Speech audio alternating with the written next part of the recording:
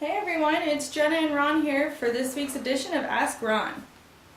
So the first question is from Walter Peterson in Cedar Falls. Hey Walter, Cedar Falls, Iowa? Yes. Oh my goodness, sorry about your weather, man. With a land contract, you record the actual contract. Yes. Since that is the case, how do you keep your name off public record with a land contract? Well, you record the actual contract, but your name shouldn't be on there as the buyer or the seller anyway, because you're buying and selling in entities, Walter. It doesn't matter if your signature's on the agreement. That won't show up when somebody does a name search on public records. Only the owner of the property will show up. So you buy in a land trust. Well, you can't buy in a land trust with a land contract. That's actually a good point. So you have to buy in an LLC. Because you see, with a land contract, the deed is not being transferred to you. Therefore, you have nothing to fund the land trust with.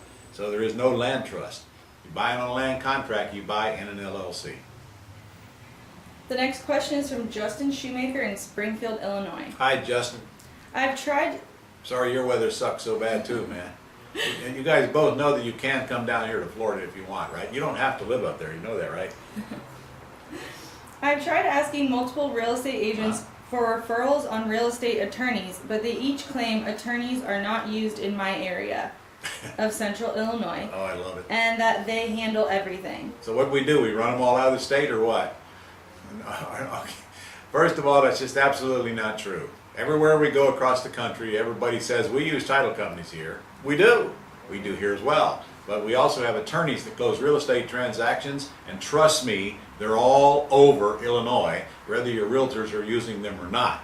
Your realtors might be using the title companies, but they don't care about the liability. Just remember, if I use a title company and I have an issue later, not their problem, not their responsibility. If I use an attorney, however, the attorney's job is to protect me. The attorney's job is to prepare the proper documents, protect me, and later if I need them to either represent me or work with whoever's representing me if I have some kind of an issue. Believe me when I tell you, you need an attorney. Plus, as I recall, in Illinois, a title company cannot close the real estate deal unless they issue title insurance. Title insurance is going to cost you more than hiring an attorney, which is only going to be $300 or $400 or $500.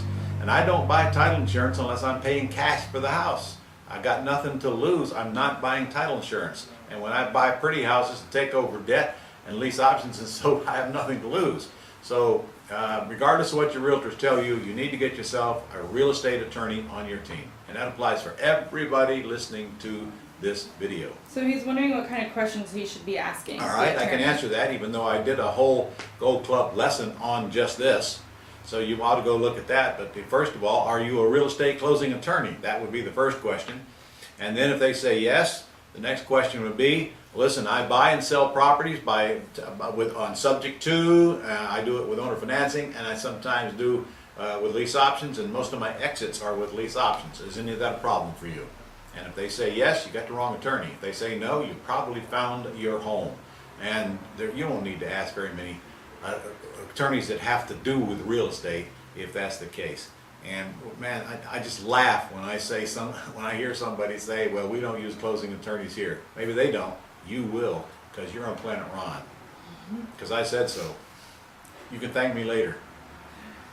Okay, so Ruby Thompson from Mississippi Ruby is asking, in your discussion pertaining to the IRA setup, you said it would be a good idea to get your spouse a self-direct account also.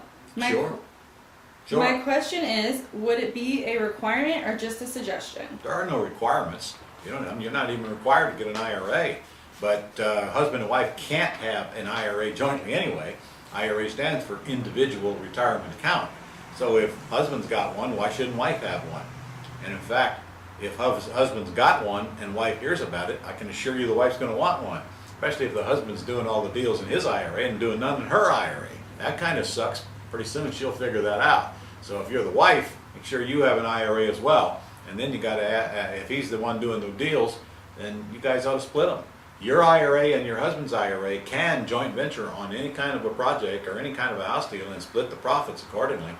So the money goes into both IRAs simultaneously, as long as the proportion of the profits matches the proportion of the front-end investment, which in your case is only going to be your your earnest money deposit.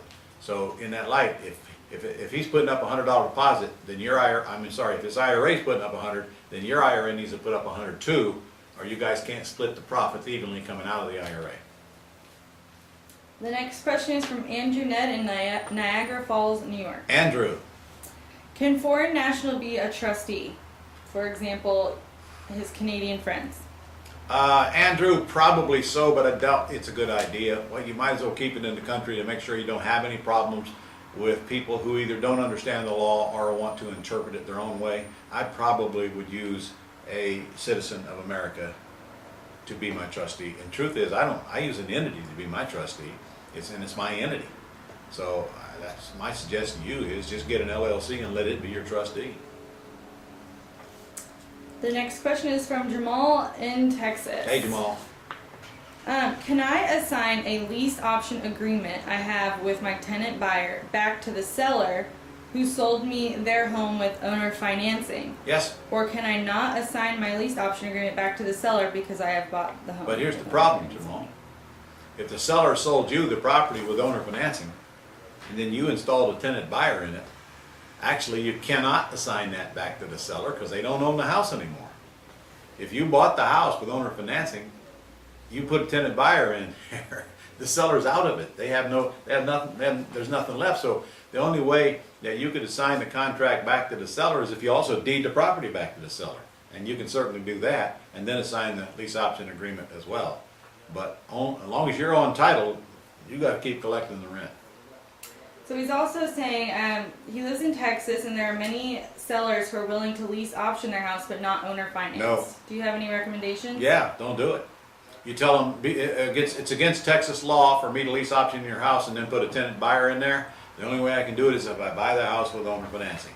So at that point, they're either in or they're out. And by the way, in Texas, it doesn't take any longer to foreclose on the house than it does to evict the tenant. So you might want to use that argument as well. Texas is one of the fastest foreclosure states. Okay?